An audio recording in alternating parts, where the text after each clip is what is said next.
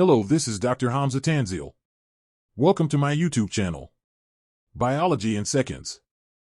अस्सलाम वालेकुम students, this is doctor Hamza Tanzeel और आज हम डिस्कस करने जा रहे हैं सेल बायोलॉजी टॉपिक। यूएचएस के पास पेपर्स 2008 से लेकर 2016 तक जितने भी क्वेश्चन सेल बायोलॉजी में से आए हैं आज हम उन्हें डिस्कस करेंगे। तो स्टूडेंट्स आपने इन एमसीक्यूज़ को ध्यान से समझना है, इनकी लॉजिक्स को ध्यान से समझना है। हम जानते हैं कि हम 2023 के एमडी कैट अटैम्प्ट करने जा रहे हैं। तो स्टूडेंट्स ये सिर्फ आपके लिए इसलिए ज़रूरी है ताकि आपको यूएचएस में किस तरह के एमसीक्यूज़ आ सकते हैं उसकी मेंटालिटी का आइडिया हो। और कुछ ऐसे एमसीक्यूज़ भी होंगे जो कि डेफिनेटली बातें रिपीट होंगी 2023 के एमडी कैट में। तो आपने इनको ध्यान से समझना है और इनकी लॉजिक्स को और इन स्टेटमेंट्स में जहाँ वो आपको घुमाता है वो अपने ध्यान से अंडरस्टैंड करना है। तो स्टूडेंट सबसे पहले एमसीक्यू हमें नज़र आ रहा है वो है व्हेन क्रोमोसोम्स अनक्वाइल्ड। कहना कि जब क्रोमोसोम्स अनक्वाइल्ड होते हैं the nuclei are reform, nuclei दोबारा बन जाता है and two nuclei are the two poles of the cell stage is known as. कह रहा है कि हमारे पास ऐसी कौन सी स्टेज है जिसके अंदर क्रोमोसोम्स अनक्वाइल्ड हो जाते हैं, न्यूक्लियाई जो होता है वो हमारे पास दोबारा बन जाता है और दो न्यूक्लियाई जो होते हैं वो सेल्स के दो अपोजिट पोल्स पे हमें नज़र आते हैं। तो स्टूडेंट्स हमें पता है कि ये जो स्टेज है ये रिवर्स ऑफ प्रोफेज है। प्रोफेज के अंदर क्रोमोसोम्स क्या होते थे, वो क्वाइल्ड होते थे। आप क्रोमोसोम्स क्या हो रहे हैं, अनक्वाइल्ड और न्यूक्लियस बन रहे हैं, न्यूक्लियस बन रहा है। तो स्टूडेंट्स ये कौन सी स्टेज होगी, ऑप्शन देखते हैं। Prophase, option B metaphase, option C telophase और ऑप्शन डी एनाफेज। तो स्टूडेंट्स हम जानते हैं कि प्रोफेज का जो रिवर्स है वो कौन सा होता है, टीलोफेज। तो यहाँ पे जो राइट आंसर है वो कौन सा होगा, टीलोफेज। क्योंकि टीलोफेज के अंदर क्रोमोसोम्स से दोबारा न्यूक्लियस बनता है और प्रोफेज के अंदर न्यूक्लियस से क्या बनते थे, क्रोमोसोम्स। तो राइट आंसर यहाँ पे कौन सा होगा, telophase, option C. Question number 2 है mental retardation, short stature, broad face and squint eyes are the symptoms of. उसने कहा कि ज़हनी तवाज़ुन का ठीक ना होना, हाइट का छोटा होना, फेस का ब्रॉड होना, आइज का टेढ़ा होना, ये किसकी अलामात में आता है। Option A Down syndrome, option B Klinefelter syndrome, option C Turner syndrome and option D XYZ syndrome. तो स्टूडेंट्स हम जानते हैं कि जो हमारे पास डाउन सिंड्रोम है और डाउन सिंड्रोम को हम एक और नाम देते हैं क्या, मोंगोलिज्म। ये एक ऐसा सिंड्रोम है जिसके अंदर ये सिम्टम्स आते थे। यहाँ पे जो राइट आंसर होगा वो कौन सा होगा, option A, that is Down syndrome.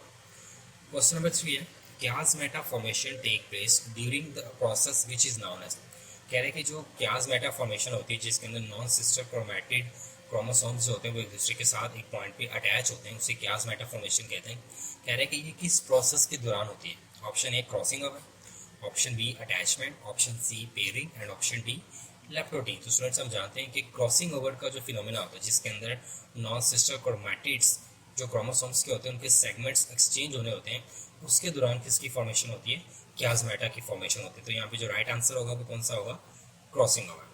Question number 4 है healing of a wound and repair is the phenomena which take place by the process of. कह रहे हैं कि जख्म का ठीक होना या उसका रिपेयर होना ये जो है कि किस फिनोमेना के तहत होता है। यहाँ पे उसने आपको बड़ा कंफ्यूज किया है। Option A mitosis, option B meiosis, option C cell growth and option D mitosis and meiosis. तो स्टूडेंट्स हम जानते हैं कि जो हीलिंग ऑफ वुंड है या रिपेयर ऑफ वुंड होता है ये एक ही प्रोसेस करवाता है और दैट इज माइटोसिस। क्योंकि हीलिंग ऑफ वुंड के अंदर या रिपेयर ऑफ वुंड के अंदर हमें और वही सेल्स दोबारा चाहिए होते हैं जो लॉस हुए होते हैं, उन्हीं की तरह के सेल्स रिक्वायर्ड होते हैं। तो माइटोसिस एक ऐसी सेल डिवीजन है जिसके अंदर पेरेंट सेल्स और डॉटर सेल्स का जेनेटिक मटेरियल क्या होता है, सेम होता है। तो यहाँ पे जो ऑप्शन ए है mitosis is a right answer. Question number 5 है which one of the following is the main cause of cancer. कह रहे हैं कि इनमें से क्या चीज़ जो है जो कि कैंसर का सबसे मेन कॉज है, कैंसर की सबसे बड़ी वजह है। Option A mutation, option B controlled cell division, option C regulated mitosis and option D haploid division. तो स्टूडेंट्स हम जानते हैं कि जो कैंसर है, कैंसर की जो सबसे लीडिंग कॉज है वो हमारे पास क्या होता है, म्यूटेशन। तो यहाँ पे जो राइट आंसर है वो क्या होगा, म्यूटेशन। और हम जानते हैं कि म्यूटेशन क्या होता है, any change in the DNA, DNA में किसी भी किस्म का चेंज म्यूटेशन। और हमें पता है कि न्यूक्लियस ही सेल की डिवीजन को कंट्रोल कर रहा होता है। अगर न्यूक्लियस के डीएनए में किसी किस्म का चेंज आ जाएगा तो डिवीजन अनकंट्रोल्ड हो जाएगी जो कि क्या लीड करेगी, कैंसर लीड करेगी। क्वेश्चन नंबर 6 है which one of the following organelle is concerned with the cell secretion. ये बहुत इंपॉर्टेंट एमसीक्यू है, इवन ये अभी भी देता है अक्सर एमडी कैट के अंदर। एक ऐसा कौन सा ऑर्गेनेली है जिसका काम सेल की सिक्रीशन से लिंक्ड है। Option A ribosomes, option B Golgi apparatus, option C lysosomes and option D mitochondria. तो स्टूडेंट्स हम जानते हैं कि जो हमारे पास गोल्जी ऑपरेटस है, गोल्जी ऑपरेटस हमारे पास एक ऐसा ऑर्गेनेली है जो कि कंसर्न है विद द सेल सिक्रीशन। तो जब ये सेल सिक्रीशंस का वर्ड आएगा तो आपके माइंड में जो सबसे पहले ऑप्शन आना चाहिए वो गोल्जी ऑपरेटस आना चाहिए। क्वेश्चन नंबर 7 है which of the following contain peptidoglycan cell wall. Students हम जानते हैं कि जो सेल वॉल है वो प्लांट्स के अंदर होती है, एल्गी के अंदर होती है, बैक्टीरिया के अंदर होती है और फंजाई के अंदर होती है। कह रहे हैं कि इनमें से ऐसा कौन है जिसकी सेल वॉल पेप्टाइडोग्लाइकिन से बनी हुई है। Option A penicillium, option B bacterium, option C adiantum and option D polytrichum. तो स्टूडेंट्स हम जानते हैं कि जो बैक्टीरियम है उसकी सेल वॉल किससे बनी होती है, पेप्टाइडोग्लाइकिन से या म्यूरिन से। तो right answer here is option B bacterium. Question number 8 है the inner membrane of mitochondria. कह रहे हैं माइटोकॉन्ड्रिया की जो अंदर वाली मेम्ब्रेन है इज फोल्डेड, वो फोल्डेड है टू फॉर्म और बनाती है फिंगर लाइक स्ट्रक्चर कॉर्ड। उसे क्या कहते हैं, कह रहे हैं कि माइटोकॉन्ड्रिया की जो इनर मेम्ब्रेन है वो फोल्ड होकर एक फिंगर लाइक स्ट्रक्चर बनाती है। उस फिंगर लाइक स्ट्रक्चर को क्या कहते हैं। Option A cristae, option B vesicles, option C matrix and option D cisternae. तो स्टूडेंट्स हम जानते हैं कि हमारे पास जो फिंगर लाइक स्ट्रक्चर बनता है माइटोकॉन्ड्रिया की इनर मेम्ब्रेन के फोल्ड होने से उसको क्या बोलते हैं, क्रिस्टी। तो यहाँ पे जो राइट आंसर है वो ऑप्शन ए है, that is cristae. Question number 9 है इंटीरियर ऑफ क्लोरोप्लास्ट। कह रहे हैं कि क्लोरोप्लास्ट का जो अंदर वाला पार्ट है इज डिवाइडेड, वो डिवाइड है into heterogeneous structure. Heterogeneous structure के अंदर, डिफरेंट तरह के स्ट्रक्चर्स के अंदर embedded in the matrix known as. ये बड़ा इंपॉर्टेंट सवाल है और इसको अपने बड़ा ध्यान से फोकस होकर सुनना है। कह रहे हैं कि क्लोरोप्लास्ट के अंदर मैट्रिक्स है और उस मैट्रिक्स के अंदर एक हेट्रोजीनियस स्ट्रक्चर है, उसे क्या कहते हैं। Option A grana, option B stroma, option C thylakoids and option D cisternae. तो स्टूडेंट्स ये बात आपने याद रखनी है, ये बुक की लाइन है। The right option here is grana. हमने पढ़ा था कि अ सेट ऑफ 50 और मोर थैलाकॉइड, इसको क्या बोलते हैं, ग्रेना बोलते हैं। तो यहाँ पे जो राइट आंसर है वो हमारे पास क्या होगा, ग्रेना। क्वेश्चन नंबर 10 है in which phase of cell division the metabolic activity of nucleus is high. कह रहे कि सेल डिवीजन की ऐसी कौन सी फेज है जिसके अंदर उसकी जो मेटाबॉलिक एक्टिविटी होती है वो इंक्रीज हो जाती है। Option A mitosis, option B interphase, option C meiosis and option D cell cycle. तो स्टूडेंट्स हम जानते हैं कि इंटरफेज एक ऐसी फेज है जिसके अंदर सेल खुद को प्रिपेयर करता है फॉर द डिवीजन, फिर वो माइटोसिस में जाके या मियोसिस में जाके अपने आप को डिवाइड कर लेता है। तो जिस फेज के अंदर सेल की मेटाबॉलिक एक्टिविटी हाई होती है दैट इज इंटरफेज। तो यहाँ पे जो राइट आंसर है वो ऑप्शन क्या है, बी इंटरफेज। क्वेश्चन नंबर 11 की तरफ चलते हैं। Plastids are only found in. कह रहे कि जो प्लास्टिड्स हैं ये सिर्फ पाए जाते हैं किन के अंदर। Option A animals and plants, option B animals, option C plants या ऑप्शन डी वायरस। तो स्टूडेंट्स हम जानते हैं कि जो प्लास्टिड्स हैं ये सिर्फ किन में होते हैं, ये सिर्फ प्लांट्स के अंदर होते हैं। Pigment containing membrane bounded organelles जो कि सिर्फ किन में होते हैं, प्लांट्स के अंदर होते हैं, उन्हें क्या कहा जाता है, प्लास्टिड्स। तो यहाँ पे जो राइट आंसर है वो ऑप्शन सी है, प्लास्टिड्स के सिर्फ किन में होते हैं, प्लांट्स में होते हैं। Question number 12 plasma membrane is chemically composed of. कह रहे हैं कि जो प्लाज्मा मेम्ब्रेन है केमिकली किससे बनी होती है। क्वेश्चन नंबर 12 है plasma membrane is chemically composed of. Option A phospholipids only, option B lipids and protein, option C lipids and carbohydrate and option D glycoproteins. तो स्टूडेंट्स हम जानते हैं कि जो प्लाज्मा मेम्ब्रेन होती है, जो आउटर मोस्ट मेम्ब्रेन होती है सेल की, वो बनी होती है मोस्टली लिपिड्स एंड प्रोटीन से। तो option B is a right answer here. अब आपके माइंड में अगर कार्बोहाइड्रेट्स आ रहा है तो स्टूडेंट वो बहुत ही स्मॉल अमाउंट्स के अंदर होते हैं, जिसमें ज़्यादा सैचुरेशन होती है वो किसकी होती है, लिपिड्स की होती है और प्रोटीन की होती है। So therefore option B is a right answer. Endoplasmic reticulum contain a system of flattened membrane bounded sacs which are named as। कह रहे हैं कि जो एंडोप्लाज्मिक रेटिकुलम है ये मुश्तमिल होते हैं किसके ऊपर, फ्लैटेड मेम्ब्रेन बाउंडेड सैक्स के ऊपर। उन फ्लैटेड मेम्ब्रेन बाउंडेड सैक्स को क्या कहते हैं। Option A cristae, option B marks, option C cisternae and option D tubules. तो स्टूडेंट्स हम जानते हैं कि यहाँ पे जो राइट आंसर है वो कौन सा होगा, सिस्टर्नी। क्योंकि एंडोप्लाज्मिक रेटिकुलम के अंदर जो फ्लैटेड मेम्ब्रेन बाउंडेड सैक्स होती हैं उन्हें सिस्टर्नी कहा जाता है, जबकि माइटोकॉन्ड्रिया की जो इनर मेम्ब्रेन्स फोल्ड होकर फिंगर लाइक प्रोजेक्शंस बनाती हैं उन्हें क्या कहा जाता है, उन्हें क्रिस्टी कहा जाता है। तो राइट आंसर यहाँ पे कौन सा होगा, सिस्टर्नी। क्वेश्चन नंबर 14 है लिपिड सिंथेसिस और metabolism take place in which of the following organelle. कह रहे हैं कि लिपिड्स की सिंथेसिस और लिपिड्स का जो मेटाबॉलिज्म है वो कौन से ऑर्गेनेली के अंदर होता है। Option A mitochondria, option B vacuole, option C rough endoplasmic reticulum and option D smooth endoplasmic reticulum. तो स्टूडेंट्स हम जानते हैं कि लिपिड्स का जो मेटाबॉलिज्म है ये कहाँ पे हो रहा होता है, स्मूथ एंडोप्लाज्मिक रेटिकुलम है। तो यहाँ पे जो राइट आंसर है हमारे पास स्टूडेंट कौन सा होगा, option be smooth endoplasmic reticulum. Question number 15 है, ribosome exist in two forms. कह रहे हैं राइबोसोम दो तरह की फॉर्म में एग्जिस्ट करते हैं, आइदर अटैच विद आर्या, या तो वो अटैच होते हैं रफ एंडोप्लाज्मिक रेटिकुलम से, और फ्रीली डिस्पर्स्ड इन, और वो आजाद आना घूम रहे होते हैं कहाँ, option A tonoplast, option B Golgi bodies, option C cytoplasm and option D SCR smooth endoplasmic reticulum. Students हम जानते हैं कि जो राइबोसोम्स होते हैं ये दो ही फॉर्म में एग्जिस्ट करते हैं, या तो ये रफ एंडोप्लाज्मिक रेटिकुलम के साथ जुड़े होते हैं हम जानते हैं, या ये साइटोप्लाज्म के अंदर आजाद आना घूम रहे होते हैं। तो यहाँ पे जो राइट ऑप्शन है वो ऑप्शन कौन सा है, सी साइटोप्लाज्म। क्वेश्चन नंबर 16 है, exchange of segments between homologous chromosomes is called. कह रहे हैं कि होमोलोगस क्रोमोसोम्स के जो सेगमेंट्स होते हैं नॉन सिस्टर क्रोमैटिड्स के, उनका एक्सचेंज होना क्या कहलाता है, option A segregation, option B independent assortment, option C crossing over and option D mutation. तो स्टूडेंट्स हम जानते हैं ये एक फिनोमेना है मियोसिस का, जिसे हम क्या कहते हैं, क्रॉसिंग ओवर कहते हैं, जिसके अंदर होमोलोगस क्रोमोसोम्स के नॉन सिस्टर क्रोमैटिड सेगमेंट्स क्या होते हैं, एक्सचेंज होते हैं। क्वेश्चन नंबर 17 है, if a person has 44 autosomes, कह रहे हैं अगर एक शख्स है उसके अंदर 44 ऑटोसोम्स क्रोमोसोम है plus XXY he will suffer from. कह रहे हैं कि अगर एक ऐसा पर्सन जिसके अंदर ऑटोसोमल क्रोमोसोम्स तो पूरे हैं लेकिन उसके अंदर एडिशनली सेक्स क्रोमोसोम पाया जाता है, तो उसे क्या कहते हैं, option A Klinefelter syndrome, option B Down syndrome, option C Turner syndrome and option D Edward syndrome. तो स्टूडेंट्स हम जानते हैं कि जो एक्स्ट्रा सेक्स क्रोमोसोम्स होता है वो किन के अंदर होता है, वो लाइनफेल्टर सिंड्रोम वाले पर्सन के अंदर होता है। तो option A is a right answer. Question number 18 है, the ribosomal RNA is synthesised and stored in. कह रहे हैं कि जो राइबोसोमल आरएनए है वो बनता कहाँ पे है और स्टोर्ड कहाँ पे होता है, option A endoplasmic reticulum, option B nucleolus, option C Golgi complex and option D chromosomes.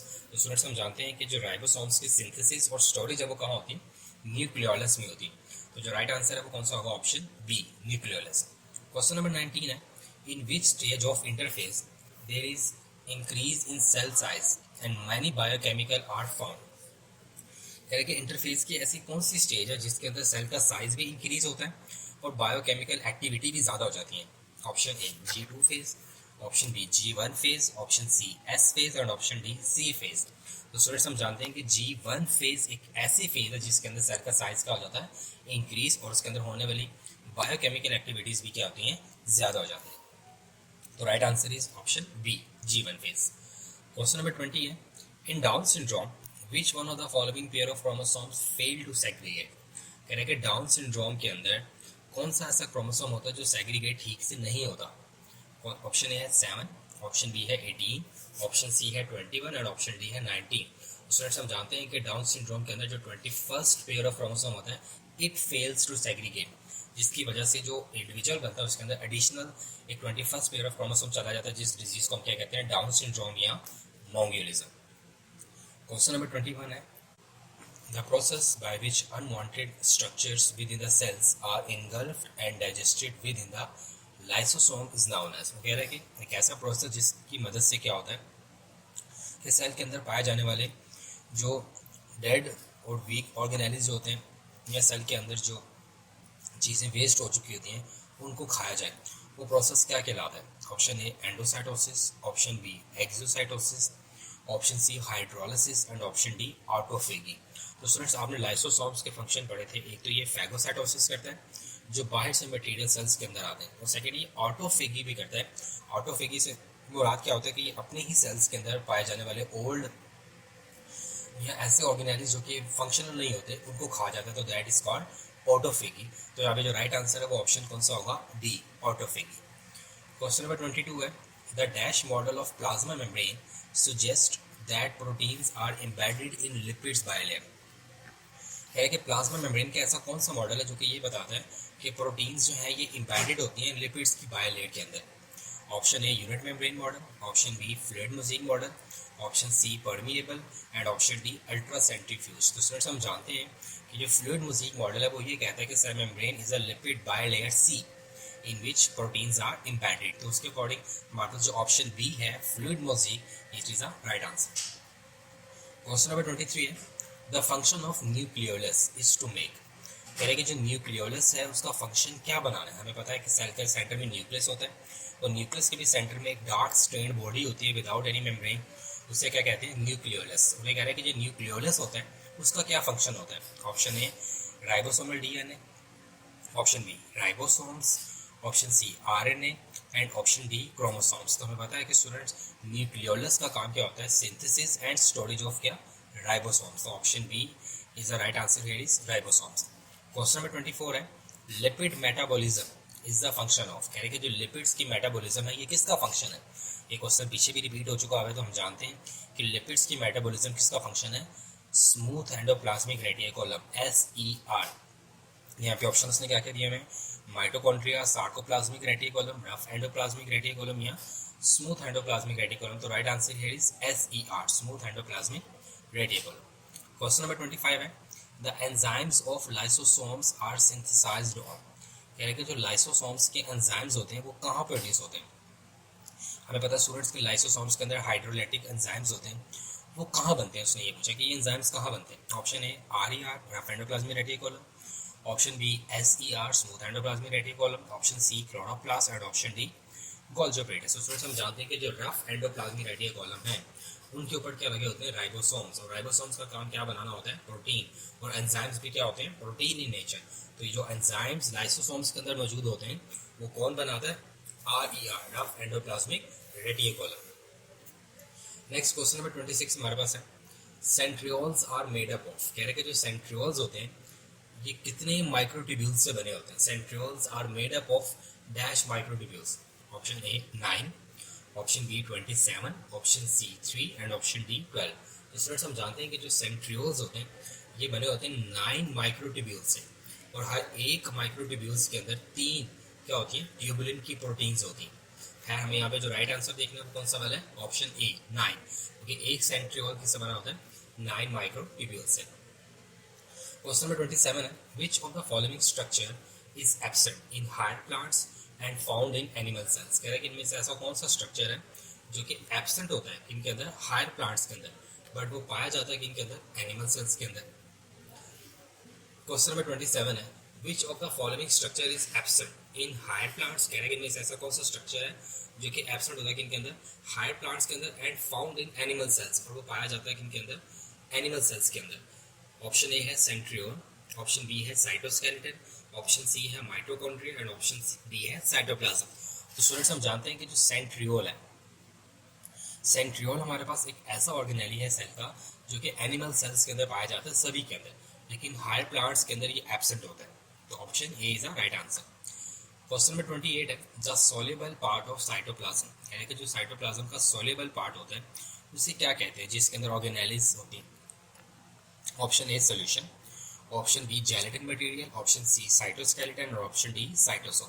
तो स्टूडेंट्स हम जानते हैं कि जो सोल्यूबल पार्ट ऑफ साइटोप्लाज्म है उसे हम क्लियरली क्या कहते हैं साइटोसोल। तो यहाँ पे जो राइट ऑप्शन है वो हमारे पास कौन सा होगा option D cytosol. Question number 29 है the outer membrane of the nuclear envelope. कह रहे कि जो न्यूक्लियर इन्वेलप की आउटर मेम्ब्रेन होती है is at places continuous with, वो किसके साथ जुड़ी होती है। Option A Golgi apparatus, option B endoplasmic reticulum, option C lysozymes and option D peroxisomes. तो स्टूडेंट्स हम जानते हैं कि जो न्यूक्लियर इन्वेलप होते हैं, जो न्यूक्लियर मेम्ब्रेन होती है, ये कॉन्टिन्यूस होती है विद एंडोप्लाज्मिक रेटिकुलम। क्लियर, तो option B is a right answer. Question number 30 है Down syndrome is a result of non disjunction of dash pair of chromosome that fails to segregate. ये हम पीछे भी डिस्कस कर चुके हैं, लेकिन इस बार थोड़ा सा घुमा के दिए। कह रहे डाउन सिंड्रोम के अंदर कौन सा जो क्रोमोसोम होता है वो ठीक से सेग्रीगेट मतलब सेपरेट नहीं होता है during anaphase. Option A 21st pair, option B 22nd pair, option C 18th pair and option D 24th pair. तो फ्रेंड्स हम जानते हैं कि जब 21st पेयर ऑफ क्रोमोसोम्स ठीक से सेग्रीगेट नहीं होता, अलग नहीं होता, तो जो सेल होता है उसके अंदर एडिशनल 21st क्रोमोसोम चला जाता है, जिसकी वजह से जो इंडिविजुअल प्रोड्यूस होता है वो कौन सा होता है डाउन सिंड्रोम, या उसको मोंगोलिज्म भी कहते हैं। क्वेश्चन नंबर 31 है during animal cell division the spindle fibres are formed from. यानी कि जब एनिमल्स के अंदर सेल डिवीजन होती है तो स्पिंडल फाइबर्स कहाँ से बनते हैं। Option A mitochondria, option B centrioles, option C ribosomes and option D lysosomes. तो स्टूडेंट्स हम जानते हैं कि जो स्पिंडल फाइबर्स की फॉर्मेशन है ये कौन करवाते हैं, सेंट्रियोल्स करवाते हैं। तो यहाँ पे जो राइट आंसर है वो ऑप्शन कौन सा होगा, बी सेंट्रियोल्स। क्वेश्चन नंबर 32 है which component of the cell is concern with cell secretion. दोबारा रिपीट हुआ, आपको मैंने बताया था कि जब भी सेल सेक्रीशंस का वर्ड आएगा तो आपके माइंड में हमेशा एक ही बात आनी चाहिए कि cell secretion is always associated with Golgi complex या गोल्जी ऑपरेटर्स। तो यहाँ पे जो ऑप्शंस हैं plasma membrane, Golgi complex, cytoskeleton और माइटोकॉन्ड्रिया। तो सुनो यहाँ पे जो राइट आंसर है वो कौन सा होगा, गोल्जी कॉम्प्लेक्स। क्वेश्चन नंबर 33 है during which period of interphase DNA synthesized. कह रहे कि इंटरफेस का ऐसा कौन सा पीरियड होता है जिसके अंदर डीएनए बनता है। Option A G1 phase, option B G2 phase, option C S phase and option D G0 phase. तो स्टूडेंट्स हम जानते हैं कि जो S फेज है, S फेज को बोलते हैं कि सिंथेटिक फेज है। इसको सिंथेटिक फेज इसीलिए बोला जाता है क्योंकि इसके अंदर डीएनए की सिंथेसिस होती है। सो द राइट आंसर है सी S फेज।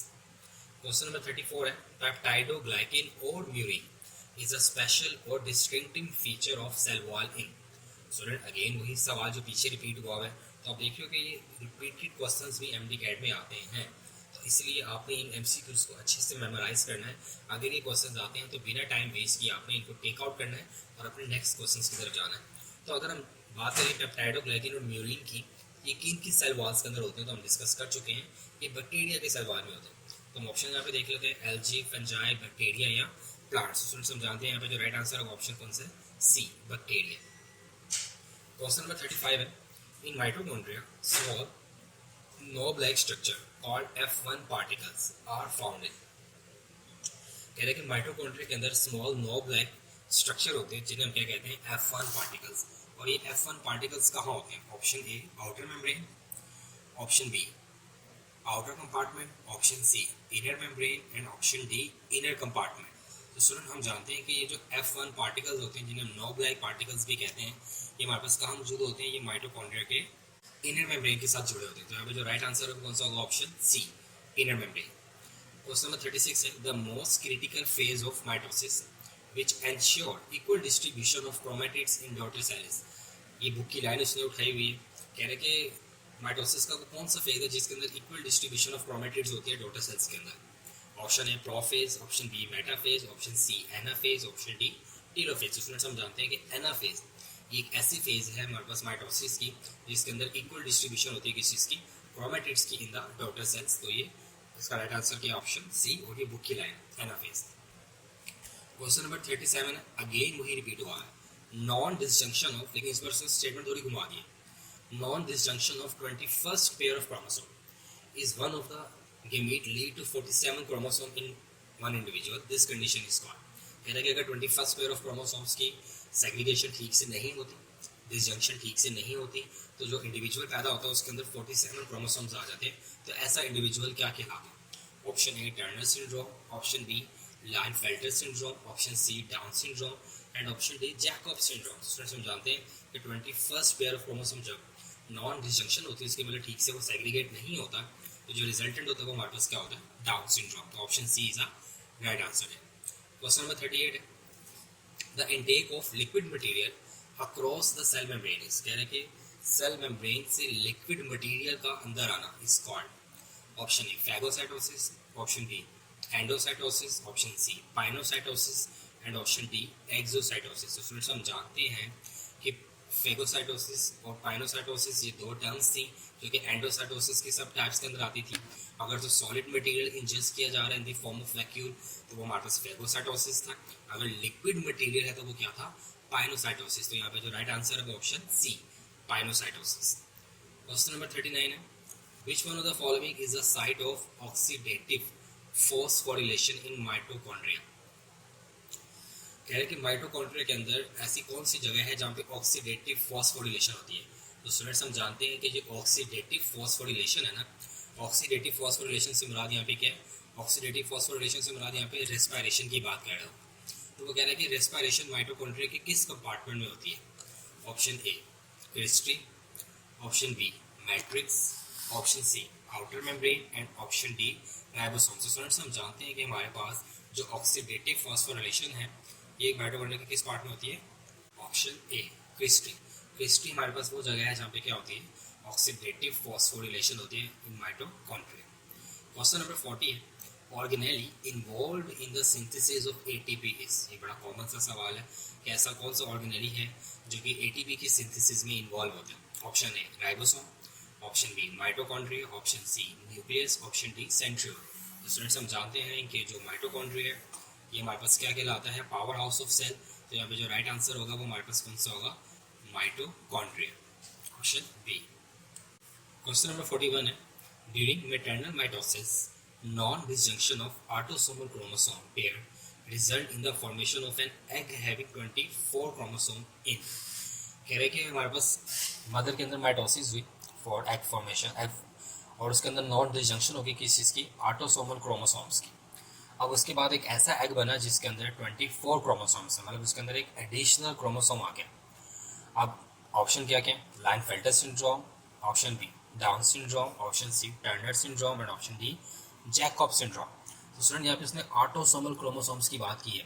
तो ऑटोसोमल क्रोमोसोम्स के नॉन डिसजंक्शन से जो डिसऑर्डर होता है वो हमें पता है वो इन चारों में से सिर्फ डाउन सिंड्रोम है। बाकी तीन जो डिसऑर्डर्स यहाँ पे मेंशन किए हैं ये सारे सेक्स क्रोमोसोम से एसोसिएटेड है।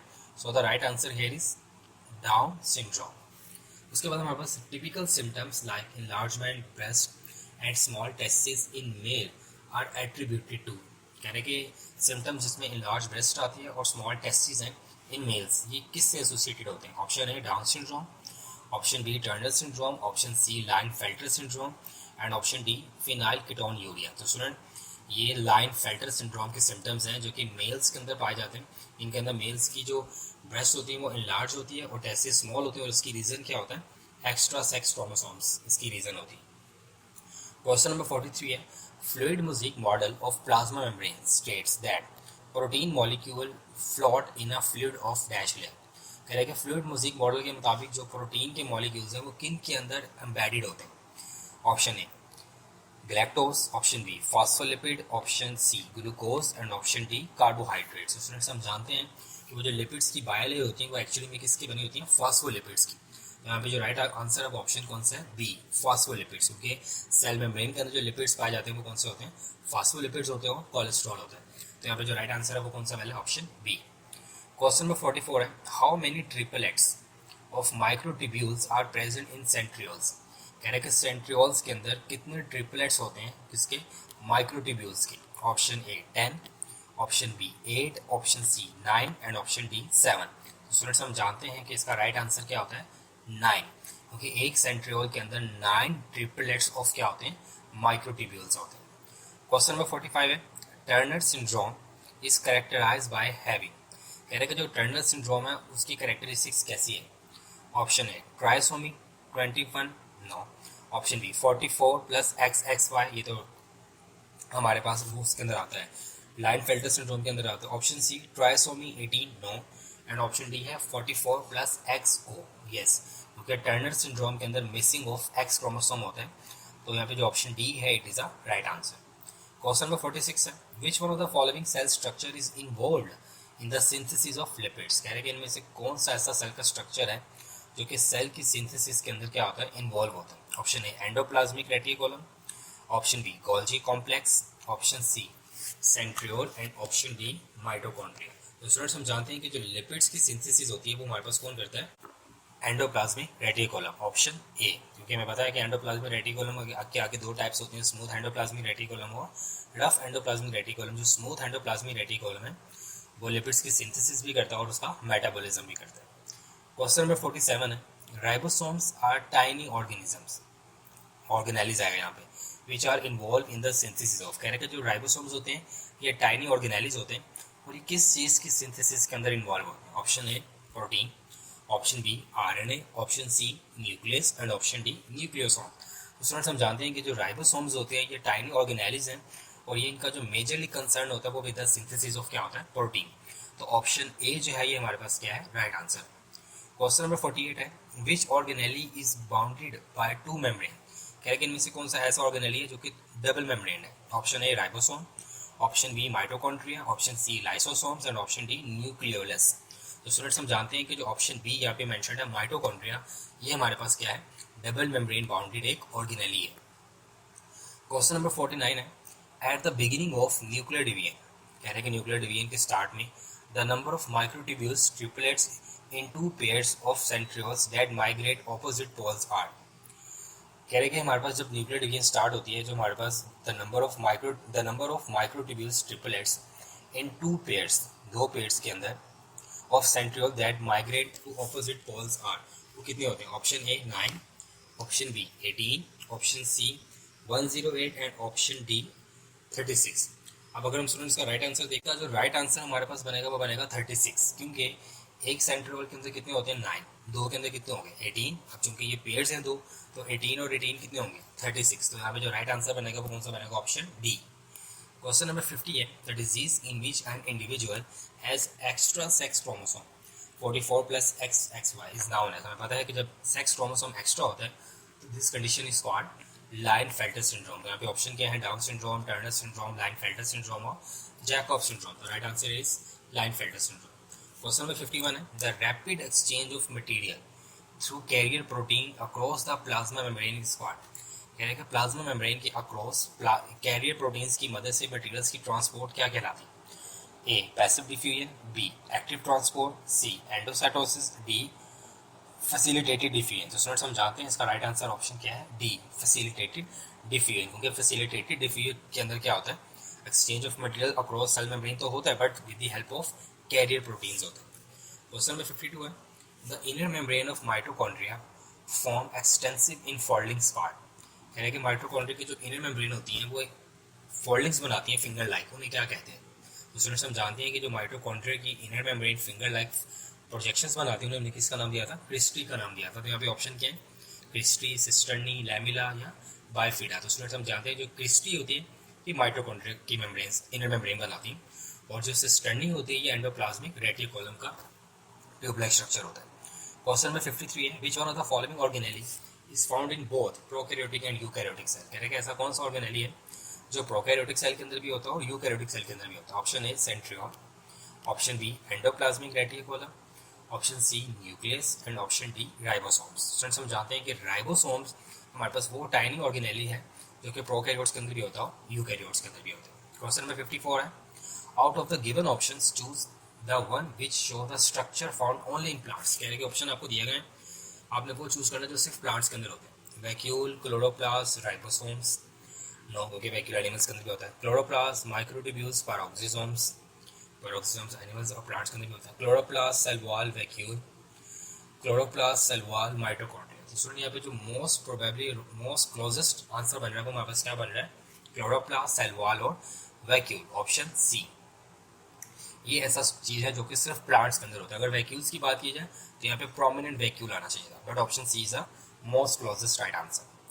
क्वेश्चन नंबर 55 है, presence of large central vacuole is the characteristics of. कह रहे हैं कि सेल सेंटर में बहुत बड़ा वैक्यूल किन सेल्स के अंदर होता है? प्रोकैरियोट्स के अंदर, प्रोटिस्ट के अंदर, फंजाई के अंदर या प्लांट्स के अंदर? तो स्टूडेंट्स हम जानते हैं कि जो प्लांट्स होते हैं, प्लांट्स के सेल्स के सेंटर में एक बड़ा प्रोमिनेंट सा क्या होता है? वैक्यूल इंस्टेड ऑफ न्यूक्लियस, क्योंकि उनका न्यूक्लियस पेरिफेरीज पे होता है। क्वेश्चन नंबर 56 है, the basic structure of plasma membrane is provided by. कह रहे हैं कि प्लाज्मा मेम्ब्रेन का जो बेसिक स्ट्रक्चर है उसको कौन प्रोवाइड करता है? Option A protein, option B cholesterol, option C cytoskeleton and option D is phospholipids. अगर हम स्टूडेंट इसके राइट ऑप्शन की बात करें तो हमारे पास क्या होगा? फॉस्फोलिपिड्स, क्योंकि मैं पता है कि जो प्लाज्मा मेम्ब्रेन है ये हमारे पास क्या होती है? लिपिड बाय लेयर होती है in which proteins are embedded, और वो जो लिपिड्स बाय लेयर है वो कौन से होते हैं? फॉस्फोलिपिड। तो जो बेसिक स्ट्रक्चर है प्लाज्मा मेम्ब्रेन का उसको कौन दे रहा है? फॉस्फोलिपिड्स। क्वेश्चन नंबर 57 है, the organelle involve in detoxification of drugs and poison in the liver cells. कह रहे हैं ऐसा कौन सा ऑर्गेनेली है जो डिटॉक्सिफिकेशन ऑफ ड्रग्स के अंदर इन्वॉल्व होता है? Option A smooth endoplasmic reticulum, option B rough endoplasmic reticulum, option C Golgi apparatus and option D lysosomes. Students हम जानते हैं कि जो स्मूथ एंडोप्लाज्मिक रेटिकुलम है उसका फंक्शन हमारे पास क्या होता है? Detoxification of drugs, lipids metabolism, lipid synthesis, transport, nerve conduction, BTC. तो यहाँ पे जो राइट आंसर है वो कौन सा होगा? ए। क्वेश्चन नंबर 58 है, Down syndrome is characterized by at chromosome 21। कह रहे हैं कि जो डाउन सिंड्रोम है उसके अंदर 21 पेयर ऑफ क्रोमोसोम की क्या होती है? ऑप्शन ए ट्राइसोमी, मोनोसोमी, पॉलीसोमी या डिसोमी। तो स्टूडेंट्स हम जानते हैं कि जो क्रोमोसोम का एक्स्ट्रा ऑर्गन है दैट इज कॉल्ड ट्राइसोमी। तो यहाँ पे जो राइट आंसर है वो क्या होगा? Option A, that is trisomy. Question number 59 है, which of the following is an example of autosomal non disjunction. Autosomal non disjunction से मुराद कि ऑटोसोमल क्रोमोसोम्स का किसी एक का एक्स्ट्रा हो जाना। Option A Turner syndrome, metastasis, Jacob syndrome या डाउन सिंड्रोम। तो जब भी ऑटोसोमल क्रोमोसोम्स की बात आएगी तो वो डाउन सिंड्रोम। क्वेश्चन नंबर 60 है, infertility, short height, webbed neck and low hair line at leg are symptoms of that syndrome. ये जो इनफर्टिलिटी है, शॉर्ट हाइट है, वेब्ड नेक है, स्टूडेंट्स हम जानते हैं कि ये किसके सिम्टम्स हैं? टर्नर सिंड्रोम के। अभी ऑप्शन क्या क्या है? टर्नर, डाउन, एडवर्ड या पैटो। तो अभी जो राइट ऑप्शन है वो ऑप्शन क्या है? ए, टर्नर सिंड्रोम। तो स्टूडेंट्स ये सेल बायोलॉजी के एमसीक्यू से ऑलमोस्ट 60 एमसीक्यू से जो हम लोगों ने डिस्कस किए, आपने इनकी एक्सप्लेनेशन, डिस्कशन, लॉजिक्स, पॉइंट्स ध्यान से सुनिए। आपने इनको मेमोराइज करना है अच्छे से, क्योंकि ये आपके 2023 के एमडी कैट में लाजमन काम आएंगे। तो नेक्स्ट हम जो स्टार्ट करेंगे इंशाल्लाह वो हम स्टार्ट करेंगे बायोलॉजिकल मॉलिक्यूल्स को, हम नेक्स्ट वीडियो में करेंगे। तब तक के लिए आप इन्हें अच्छे से मेमोराइज करो, अच्छे से इनके पॉइंट्स को नोट डाउन करो और अपने एमडी कैट के अंदर फुल मार्क्स स्कोर करो। अल्लाह हाफिज़।